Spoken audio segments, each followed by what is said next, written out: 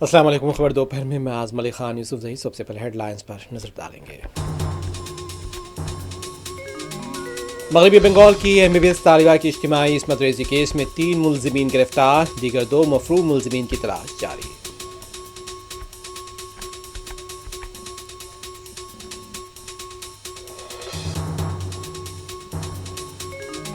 मुल्क बिल्डोजर से नहीं रूल ऑफ लॉ से चलेगा। सदर मजलिस बैरिस्टर असदुद्दीन ओवैसी की मीडिया से बातचीत। चीफ जस्टिस पर जूता फेंकने वाले के खिलाफ कार्रवाई के बजाय सिर्फ रस्मी मजम्मतें की जा रही है।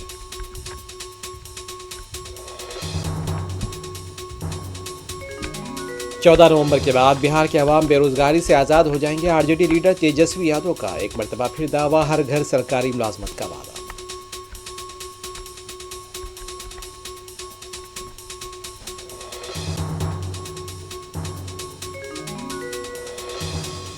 गजा में गवर्नेंस के लिए गैर मुल्की सरपरस्ती कबूल नहीं। हमास का बयान, गजा में फ़लस्तीनियों की घर वापसी और इमदादी ट्रक का दाखिला जारी।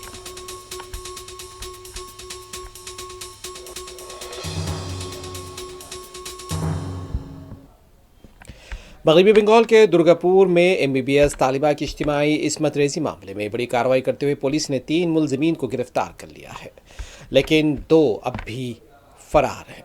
खबरों के मुताबिक पुलिस ने इन मुलजिमीन की मोबाइल नेटवर्क को ट्रैक करके गिरफ्तारी अमल में लाई। खबरों में कहा गया है कि वाक़े की इत्तला मिलने के बाद पुलिस ने जाए वक़ूअ के इतराफ़ जंगल में रात भर सर्च ऑपरेशन किया और मोबाइल नेटवर्क को ट्रैक करके 3 मुलजिमीन को गिरफ्तार करने में कामयाबी हासिल की। हालांकि 2 मुलजिमीन फरार हैं और उनकी तलाश जारी है।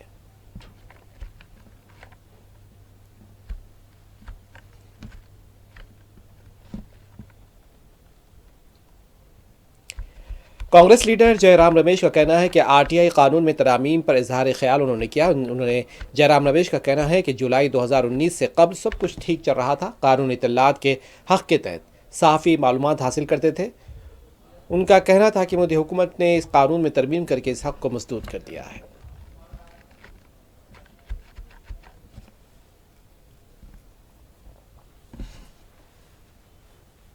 पहला धक्का RTI को जुलाई 2019 को मिला। क्यों मिला?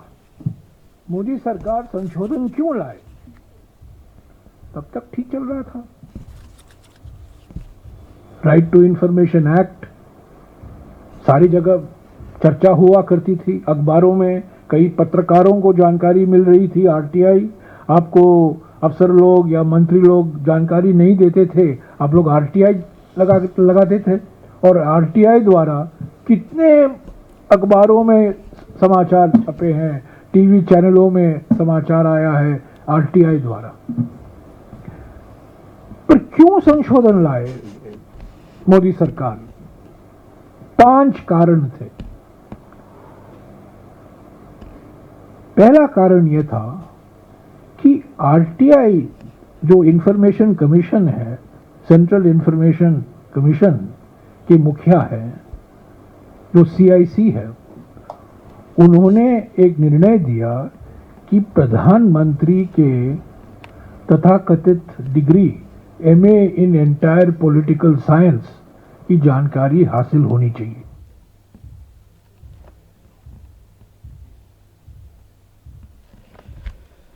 कांग्रेस के रुकने पार्लियामेंट इमरान मसूद ने वक्फ तरमीमी एक्ट के हवाले से all India Muslim personal law board की मीटिंग पर रद्द-ए-अमल दिया। उनका कहना है कि वक्फ कानून पर फैसला करना मुस्लिम पर्सनल लॉ बोर्ड का काम है और उन्हें उनका काम करने देना चाहिए। इमरान मसूद का कहना है कि इसमें कोई शुबा नहीं है कि वक्फ बोर्ड कानून का मुसव्विदा इतना ख़राब है कि जिससे वक्फ अमलाक तबाह हो जाएंगे।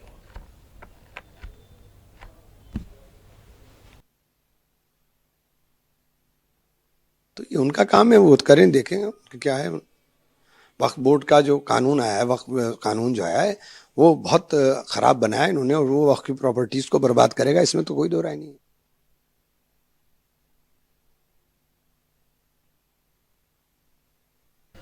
हरियाणा के सीनियर IPS ऑफिसर पूरन कुमार की खुदकुशी का मामला जोर पकड़ता जा रहा है। वाक़े को 6 दिन गुजर चुके हैं, लेकिन ताहाल पोस्टमार्टम और आखिरी रसूमात नहीं हो सकी हैं।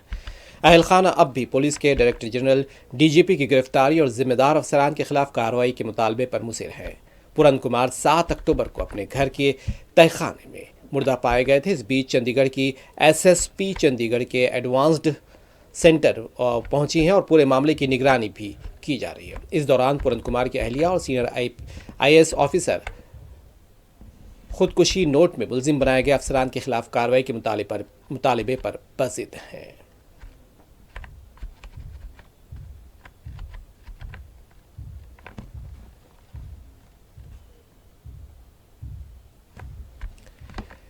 सदर मजलिस बैरिस्टर असदुद्दीन ओवैसी ने उत्तर प्रदेश समेत मुल्क की दीगर रियासतों में मुख्तलिफ इल्ज़ामात के बाद की जा रही बुलडोज़र कार्रवाइयों की सख्त अल्फाज में मजम्मत की। सदर मजलिस का कहना था कि मुल्क को बुलडोज़र कार्रवाइयों से नहीं बल्कि रूल ऑफ लॉ से चलाया जाएगा और बुलडोज़र कार्रवाई न सिर्फ सुप्रीम कोर्ट की हिदायत की खिलाफ वर्जी है बल्कि इंतकामी कार्रवाई है।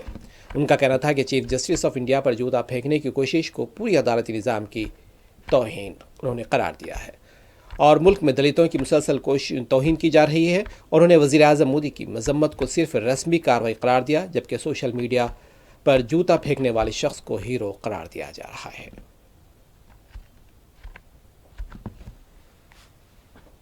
बिल्कुल गलत है। आप वो कह रहे हैं कि कागज नहीं है, कुछ पत्र अरे नहीं है। कागज पर नहीं, सुप्रीम कोर्ट का जो गाइडलाइंस है, गवाही साहब ने जजमेंट दिया था, आप उसको फॉलो ही नहीं कर रहे हैं। आप बुलडोजर लगा रहे, नहीं पत्थर फेंके, कुछ दंगा हुआ, पकड़े उन लोग, सबका घर तोड़ दिया। ये तो पनिशमेंट है। ये तो कोर्ट का काम है और आप उसको सजा दिलाइए ना। जो पत्थर फेंका या वायलेंस किया, आप पूरा घर ही तोड़ रहे हैं। एक नहीं, दो नहीं, 10-10, 20-20 घर आप तोड़ रहे हैं।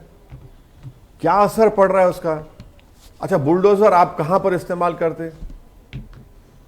इनका एक मंत्री था टेनी, यूपी में गाड़ी चला दिया, उसका घर तोड़े आप? नहीं तोड़े।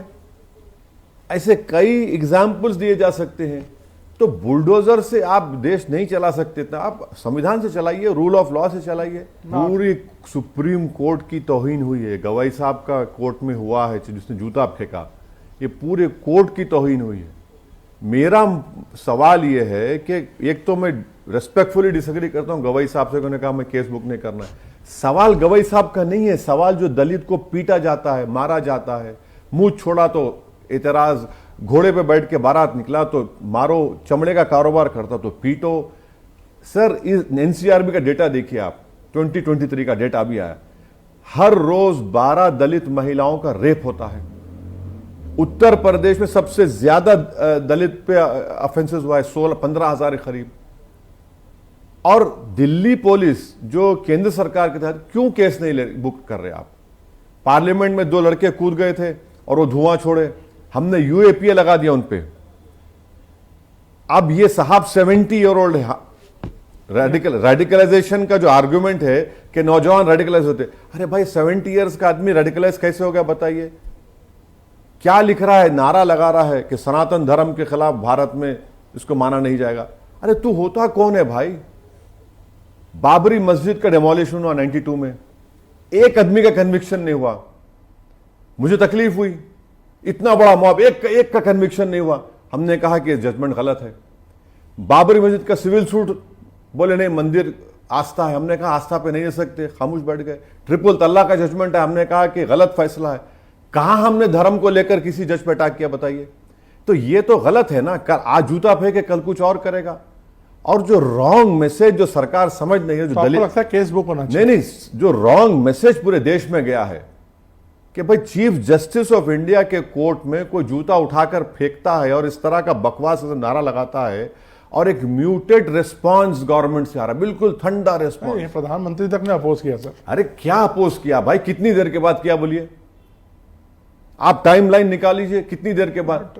अरे हाईएस्ट लेवल पे हाईएस्ट लेवल होता तो दिल्ली पुलिस क्या कर रही है बताइए आप? अच्छा, अगर उसका नाम कोई किशोर नहीं होता, असद होता तो क्या करते अब तक? ये तो बहुत नहीं नहीं नहीं नहीं नहीं नहीं नहीं, ये फैक्ट। नवीन साहब आप नहीं बोलना चाह रहे, मगर फैक्ट है। नहीं सर, ऐसा नहीं नहीं, बिल्कुल, अरे बिल्कुल फैक्ट है सर, बिल्कुल फैक्ट है, बिल्कुल फैक्ट है। ये कास्टिज्म है, ये कम्युनलिज्म है। इसमें क्या है बताइए? अरे अगर उसका नाम कोई और होता तो भाई पूरा उसका बाप दादा गांव कहां से आया, किधर से गया। तो ये जो मैसेजिंग जा रही है ना, बहुत गलत जा रही है सरकार के खिलाफ। हालांकि मैं इस बात से एग्री नहीं करता। नहीं, आप मत करिए। नहीं नहीं, लेकिन कि मतलब कोई और धर्म का होता तो मतलब उसका कंडेमनेशन तो ऐसा ही होता। क्या कंडेमनेशन रहा है बताइए? क्या कंडेमनेशन रहा है बताइए? आप सोशल मीडिया पे देखिए, उसको हीरो बना दिए। हीरो बना दिया। तमिलनाडु के करोड़ भगदड़ वाक़े की जांच जारी है। आईजी आसरा गर्ग की ज़ेर क़यादत खुसूसी तहक़ीक़ाती टीम SIT ने करोड़ भगदड़ की तहक़ीक़ात को तेज़ कर दिया। वाज़ेह है कि करोड़ में टीवी के लीडर विजय की रैली में 41 अफराद हलाक हो गए थे, जिसकी जांच की जा रही है।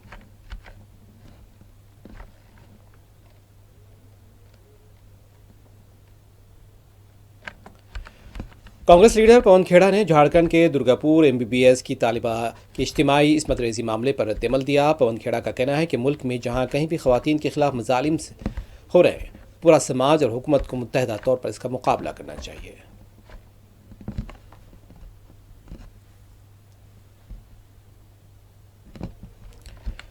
वज़ीर-ए-आज़म नरेंद्र मोदी ने ICAR Indian agriculture research institute में खुसूसी कृषि प्रोग्राम में शिरकत की। इस मौके पर वज़ीर-ए-आज़म मोदी ने कई किसानों के साथ बातचीत की है। वज़ीर-ए-आज़म मोदी के साथ मुलाकात के दौरान किसानों का कहना था कि हालिया दिनों खेती बाड़ी में बहुत तरक्की हुई। प्रधानमंत्री सम्मान निधि योजना हमारे लिए एक नेमत साबित हुई है।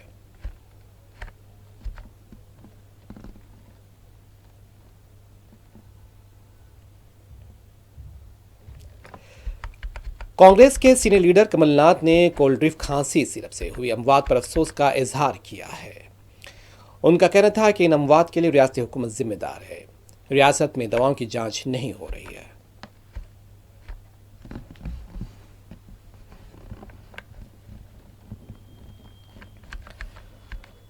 RJD लीडर तेजस्वी यादव का कहना है कि रियासत के हर घर को सरकारी मुलाजमत फराहम की जाएगी। तेजस्वी यादव का कहना था कि जिस खानदान में सरकारी नौकरी नहीं है, उन्हें सरकारी नौकरी दी जाएगी।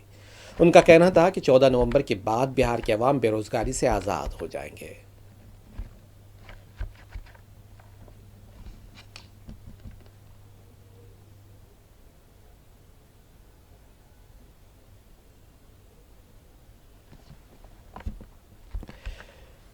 बीजेपी रुकने पार्लियामेंट तेजस्वी सूर्या का कहना है कि टनल रोड प्रोजेक्ट बेंगलुरु के लिए एक मुसीबत से कम नहीं।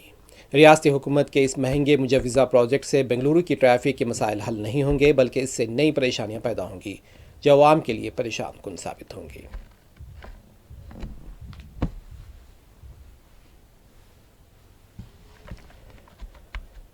JDU लीडर राजीव रंजन प्रसाद का कहना है कि अवाम ने RJD को शिकस्त देने का फैसला कर लिया है। बिहार के असेंबली इंतखाबात में RJD को बहुत ही कम नशिस्तों पर कामयाबी मिलेगी। उन्होंने RJD को 2010 के असेंबली इंतखाबात से भी बदतर सूरत हाल के लिए जहनी तौर पर तैयार रहने का भी मशवरा दिया है।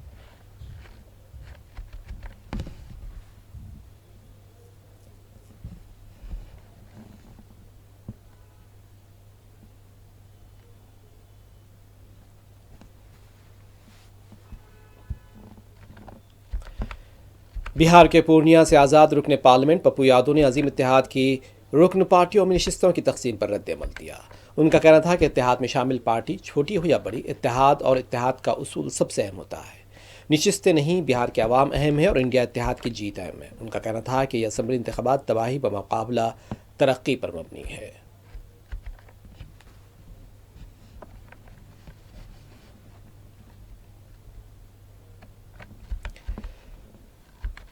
हैदराबाद के LB नगर में एक तेज़ रफ्तार बेकाबू कार एक बाइक सवार और कार से टकरा गई है और इस हादसे में 5 अफराद जख्मी हो गए हैं। तफसीलात के मुताबिक बेकाबू कार सामने से आ रही एक बाइक से टकरा गई और फिर डिवाइडर को अबूर करके दूसरी समत से आ रही कार से भी टकरा गई।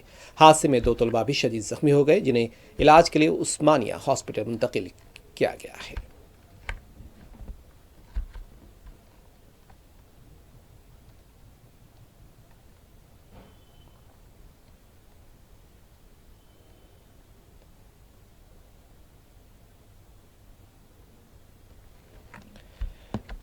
तेलंगाना के रियासती वज़ीर श्रीधर बाबू कैंसर से मुतालिक शऊर बेदारी मुहिम के तहत मुनक़िद दौड़ में शिरकत की और उन्होंने कहा कि हज़ारों नौजवानों ने शिरकत की है, जो बहुत खुशी की बात है। उनका कहना था कि ग्रेस फाउंडेशन का पैगाम है कि अगर कैंसर का जल्द पता चल जाए तो इसका इलाज मुमकिन है। तेलंगाना हुकूमत वज़ीर आला रेवंत रेड्डी की ज़ेर क़यादत अवाम को इस ज़िमन में तालीम और तहक़ीक़ से रोशनास कराएगी।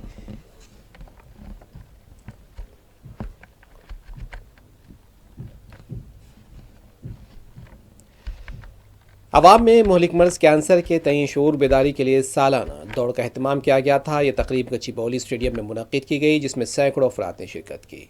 और इस रन का इनकाद कॉम्बिट developer global grace cancer run की जानिब से मुनक़िद किया गया था।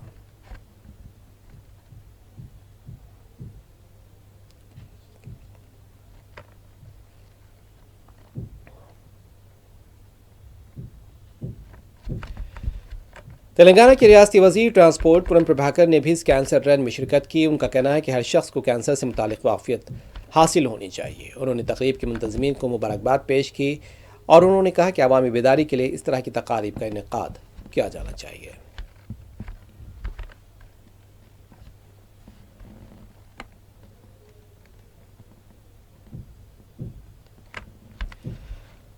फ़लस्तीनी मज़ाहमती तंजीम हमास का कहना है कि गज़ा की गवर्नेंस ख़ासतन फ़लस्तीन का दाखिली मामला है और इस हवाले से गैर मुल्की सरपरस्ती कबूल नहीं है।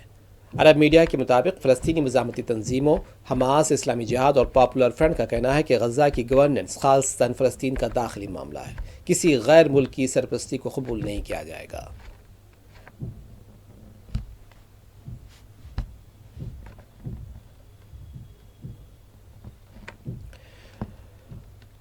उधर गज़ा जंगबंदी माहदे के नाफिज होने के बाद से हज़ारों फ़लस्तीनी अपने घरों को लौट रहे हैं और इमदादी ट्रक भी गज़ा में दाखिल हो रहे हैं।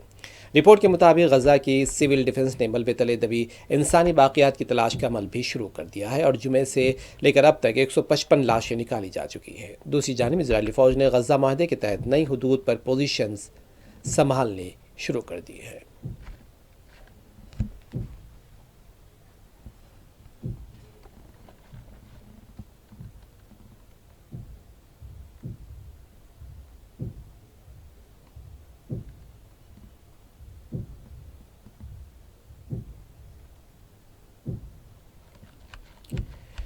गज़ा जंगबंदी के पहले मरहले में अमेरिका के 200 फ़ौजी इसराइल पहुंच गए हैं। अमेरिकी मीडिया के मुताबिक इसराइली पहुंचने वाले अमेरिकी फ़ौजी गज़ा में दाखिल हुए बगैर वहां मौजूद मिस्र, कतर और तुर्की के फ़ौजियों के साथ ताउन करेंगे और इसराइली फ़ौज गज़ा अमन माहदे के मुताबिक मुकर्ररा हदूद तक वापस आ गई है। इसराइली फ़ौज की मुकर्ररा हदूद में वापसी का जायज़ा लेने के लिए अमेरिकी नुमाइंदा खुसूसी ने गज़ा का दौरा किया और कहा कि इसराइली फ़ौज के इनखला का पहला मरहला मुकम्मल हो चुका है।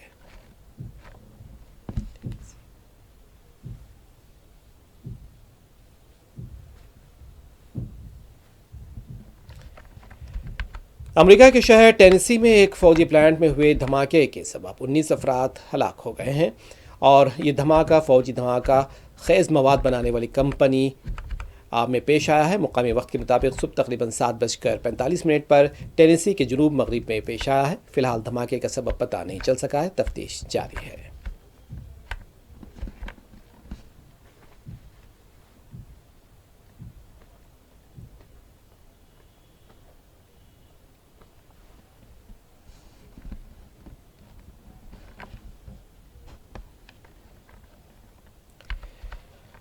मिस्र के बहर अहमर के साहली शहर शर्म शेख में एक कार हादसे में कतर के 3 सफारतकार जाँ बहक हो गए हैं जबकि 2 दीगर ज़ख्मी हो गए हैं। यह हादसा ऐसे वक्त पेश आया जब गज़ा जंग के ख़ात्मे और इलाक़ाई अमन के क़याम के लिए एक आलमी अमन कॉन्फ्रेंस शर्म शेख में होने वाली थी और हालांकि अभी ये वाज़ेह नहीं कि हादसे में जाँ बहक होने वाले सफारतकार कतर के मुज़ाकराती टीम का हिस्सा थे जिसने मिस्र के अफसरान के साथ मिलकर अमरीकी सदर ट्रंप के गज़ा मंसूबे के पहले मरहले पर इसराइल और हमास के दरमियान होने वाले अहम माहदे में सालसी का किरदार अदा किया था।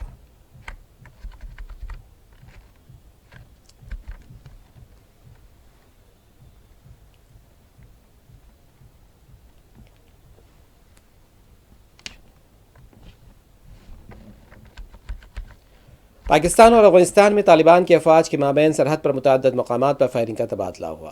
तालिबान की वज़ारत दिफा का दावा है कि अफगान सरजमीन पर पाकिस्तानी फ़ौज की हालिया कार्रवाइयों के रद्दअमल में सरहद पार पाकिस्तानी फ़ौज पर बड़े पैमाने पर जवाबी हमले किए गए हैं जबकि पाकिस्तान के अस्करी ज़राए ने इस कार्रवाई का भरपूर जवाब देने का दावा किया। खैबर पख्तूनख्वा के कबायली इलाके में रात देर गए तक पाकिस्तान और अफगानिस्तान के माबैन होने वाली झड़पों के बाद अब इलाके में खामोशी छाई हुई है।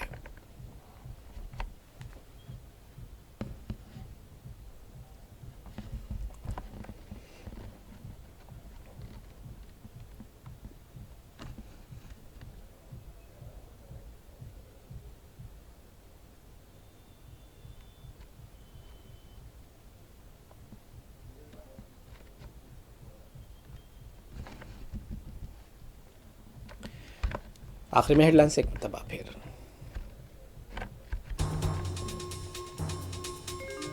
मगरबी बंगाल की MBBS तालिबा की इज्तिमाई इस्मत रेजी केस में 3 मुलजिमीन गिरफ्तार, दीगर 2 मफरूर मुलजिमीन की तलाश जारी।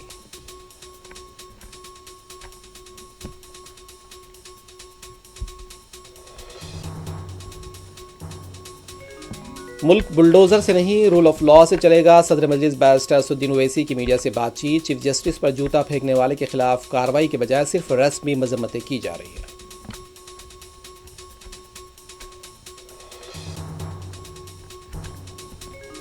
चौदह नवंबर के बाद बिहार के अवाम बेरोजगारी से आज़ाद हो जाएंगे। RJD लीडर तेजस्वी यादव का एक मरतबा फिर दावा, हर घर सरकारी मुलाजमत का वादा।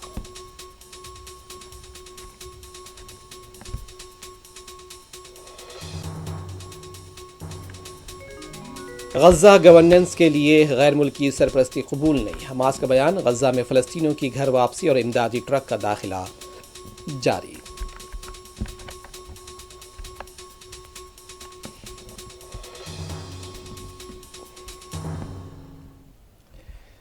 खबर दोपहर में बस इतना ही। आज़म अली खान यूसुफ़ज़ई को दें इजाज़त। खुदा हाफ़िज़।